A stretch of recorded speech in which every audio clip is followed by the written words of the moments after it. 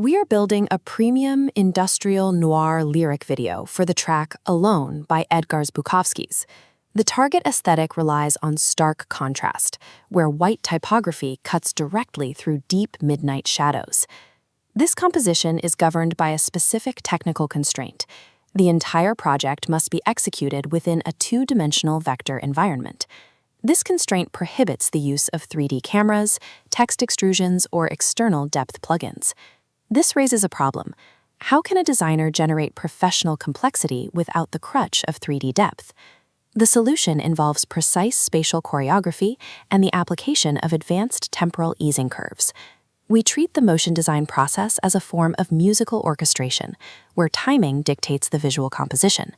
The software timeline functions as the instrument, while the text on screen serves as the physical output of an acoustical formula. To engineer this rhythm, the first step is setting up the linear asset environment. The technical foundation for this project is a 1920 by 1080 canvas running at exactly 23.976 frames per second. We import an uncompressed audio file to guarantee the fidelity of the acoustic transients we need to track. When facing an empty timeline, the motion designer must take the role of a musical conductor. This diagram shows a flat horizontal line expanding into a full audio waveform. Revealing this data is the mathematical equivalent of opening sheet music. We perform temporal beat marking as the audio plays, locking markers onto the vertical peaks. By separating markers for heavy percussion transients from vocal syllable onsets, we categorize the audio data into distinct rhythmic groups.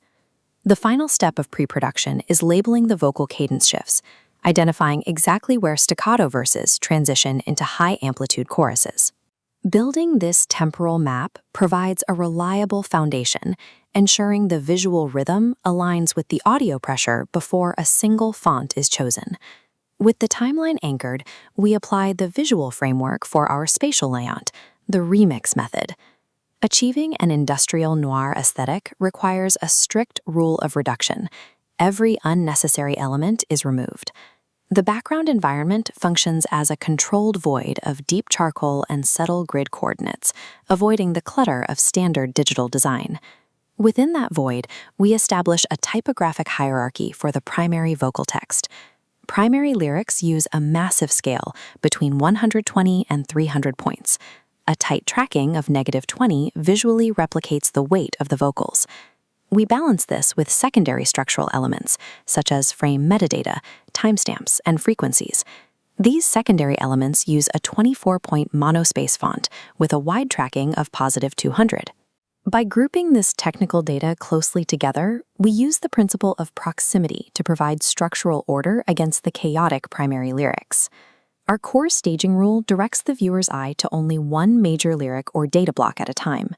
The spatial layout functions as a system of visual priorities, governed strictly by contrast and deliberate reduction. Once the layout is established, we control temporal weight using the speed graph editor. This diagram compares the default linear keyframe on the left with a crafted easing curve on the right. The linear movement lacks the momentum required for musical timing. Velocity curves translate acoustic amplitude into visual momentum. For staccato vocal delivery, we use a specific easing formula, the snap-in. This graph editor shows the mathematical parameters of the snap-in, an outcoming velocity influence of 85% and an incoming influence of 30%. With these settings, typography bursts onto the screen on the exact beat before rapidly decelerating into its final position. Manipulating these specific influence percentages gives invisible sound pressure a physical, aggressive mass. We contrast that aggressive snap with a secondary easing formula for drawn-out melodic notes, the heavy drift. The goal is to keep the text in a continuous state of float. This graph shows a heavy drift curve, using 75% influence for both the starting and ending keyframes. This symmetrical influence prevents abrupt stops, mimicking atmospheric momentum. To represent trailing audio tails, we introduce the animation concept of follow-through. Applying slight temporal offsets to individual letters causes words to glide apart before they completely fade. Alternating between these velocity curves establishes the foundational logic for the kinetic composition. For the visual climax, we align the temporal map hierarchical layout, and easing formulas into a single sequence. During the chorus, the deep charcoal background transitions into a velvety black matte. We introduce a single cybernetic crimson spotlight accent to provide extreme focal contrast. On the lyric, Inside, we trigger the 85-30 snap-in curve precisely on the marked snare transient. To frame this moment, we utilize the Gestalt principle of closure. This diagram illustrates closure. By placing disconnected corners around a central space, we force the eye to mentally complete the square. We program this geometric box to pulse strictly in time with our pre-production temporal markers. Engineering raw audio data into a disciplined visual ecosystem provides the complexity typically sought through 3D rendering or external plugins.